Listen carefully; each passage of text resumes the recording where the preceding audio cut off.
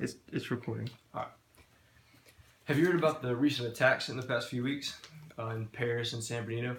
Chances are you have, and you probably know what happened, why they happened, and you probably know what people like Donald Trump think about it too.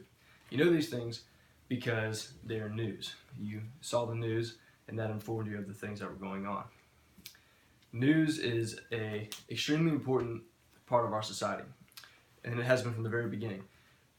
It was so important that the framers of the Constitution, in the very First Amendment, added the Freedom of the Press Clause, which keeps the government from restricting what news gets to you. Today we're going to talk about what is news and why is it so important for you to pay attention to the world around you.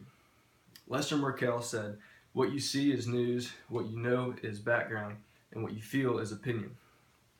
News is about being informed. We all make decisions in our everyday lives, small decisions, important decisions, but every decision is best when you're well informed. And we're going to talk more about that later. News comes from journalists. Journalists go and gather the information, put it together in a way that makes sense to you, and distributes it. News is disseminated in a variety of ways. Traditionally, it's been newspapers, magazines, television, and radio. But in the past few years, the most common way to get the news has become the internet.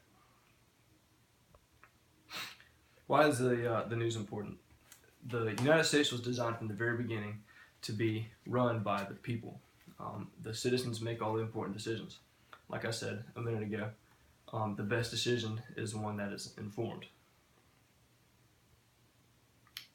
News informs us about events, people, and trends that happen locally in the world and in the nation around us.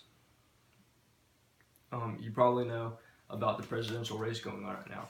Any given day you can get on the internet and read about one of the many presidential candidates, and it's up to us to decide who the next president is. How do we do that? We know what the candidate's views are. We know their plans to solve the nation's problems, and we decide which we think is the best. We know what the problems of the nation are from the news.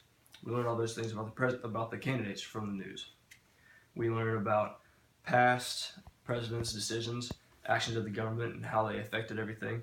We learn that largely from the news as well. So we are very highly dependent on the news for those decisions. Max Novenstern put together a list of a thesis on why we read the news. The J.S. Mills thesis says, "We read the news because it's our duty as citizens. We have the privilege of voting and of participating in the governance of our country, and we take that task seriously." The Ida Tarbell thesis says, "We read the news because we have principles and personal projects, and getting the facts helps us achieve our goals. I care about climate change because I want to stop it. I need to know about ethanol policy because my job depends on it," and etc. The Chomsky thesis says, "We read the news because powerful people lie, and it's our responsibility to expose those lies." The first two, J.S. Mill and the Ida Tarbell, have exactly to do with what I was talking about earlier, with making informed decisions that have to do with governing the country.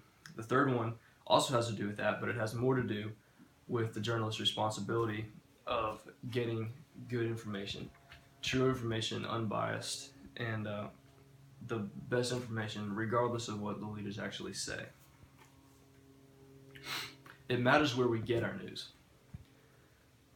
Joseph Lichterman wrote an article about a study that found that 88% of millennials, which are college students basically, get the news from Facebook and at least occasionally, and that's the majority of the news that they consume.